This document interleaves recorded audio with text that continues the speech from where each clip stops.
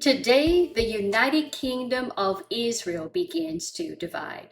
After Solomon's death, his son Rehoboam traveled to Shechem, where all Israel gathered to make him king. The people asked him to lighten the heavy labor and taxation that had existed under Solomon. Rehoboam first sought advice from the elders who had served Solomon. They told him to serve the people, speak kindly to them, and they would remain his servants. But Rehoboam rejected their advice and listened instead to the younger men who had grown up with him. They told him to make the people's burden even heavier. Rehoboam answered harshly, saying his father had disciplined them with whips, but he would discipline them with scorpions. The people rejected him. The northern tribes followed Jeroboam, and the kingdom was divided into Israel in the north and Judah in the south. This fulfilled the word of the Lord that has been spoken through Ahijah concerning the kingdom's division. Jeroboam then established his own system of worship.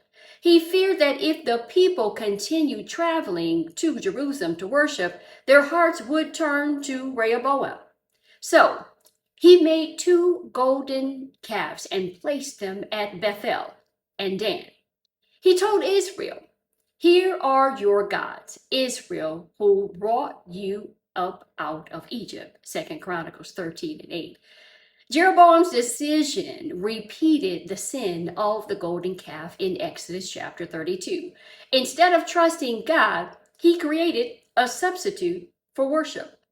The priests and Levites who remained faithful to the Lord left the northern kingdom and came to Judah. Others who desired to seek the Lord followed them. Meanwhile, Rehoboam strengthened Judah's cities and prepared for war against the northern tribes.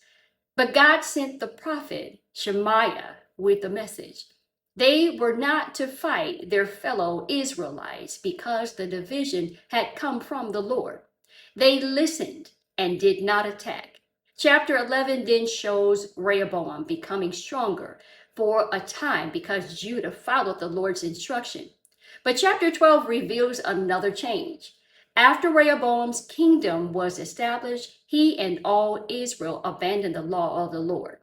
Because they were unfaithful, the Egyptian king Shishak attacked Jerusalem. The Lord allowed this judgment to come upon Judah. Rehoboam's officials humbled themselves and admitted that the Lord was just.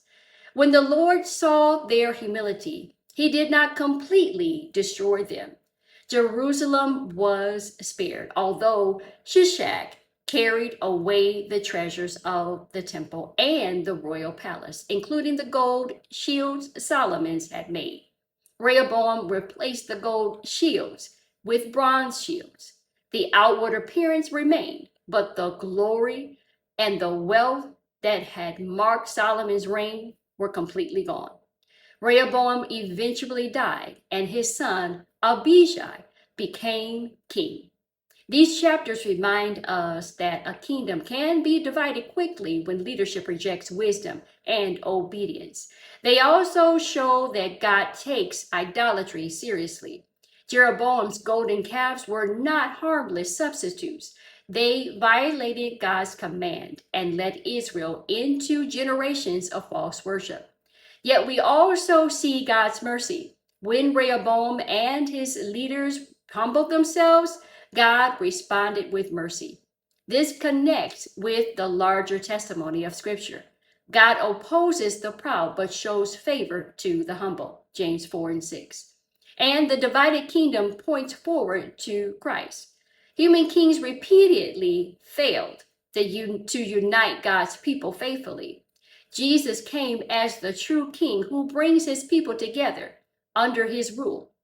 Jesus prayed that his followers would be one, John 17 and 21, and Ephesians 2 and 14 declares that Christ has made the two groups one. The kingdom of Rehoboam and Jeroboam was divided by human sin, but God's redemptive plan was moving toward a king whose kingdom would never be divided. What do these chapters teach and show us? Pride can destroy what wisdom could preserve.